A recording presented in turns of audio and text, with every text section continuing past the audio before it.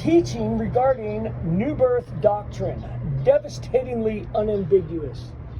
Old Testament expert comes to Jesus one night. We know he's an Old T expert, and I need to explain this due to the answer that Jesus gives this question. Nicodemus, we know from verse 1 of John chapter 3, and verse 10, we're only going up to verse 8. But because of those two verses, 1 and 10, we know Nicodemus is an OT expert, a teacher of the Jews.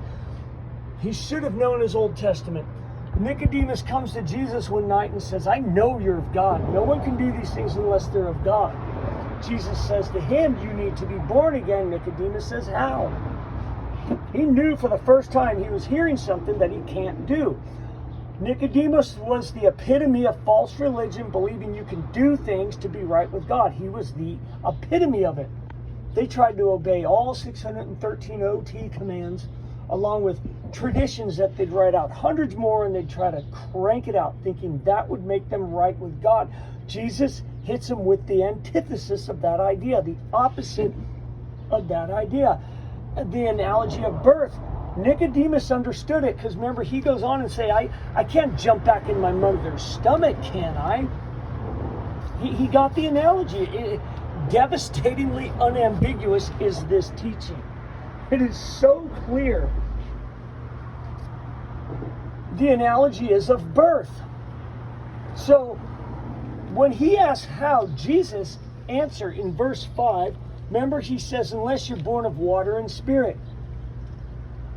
It's the same thing as saying, unless you're born of God. That's the answer. God.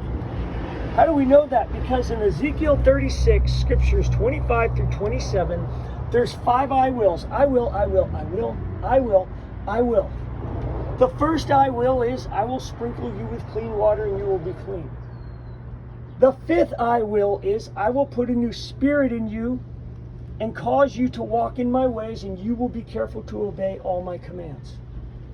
It's a corralling way of answering this text using the 1st and 5th I will. That which is born of your parents is you.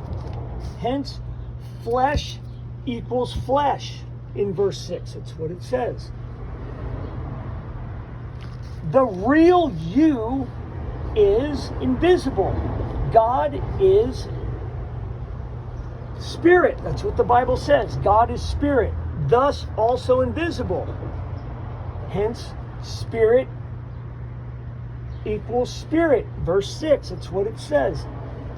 You've been born physically. The real you is invisible. It is spirit. Now you need God to give you life.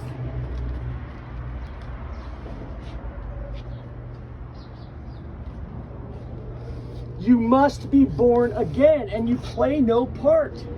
It's like trying to control the wind. You can't do it.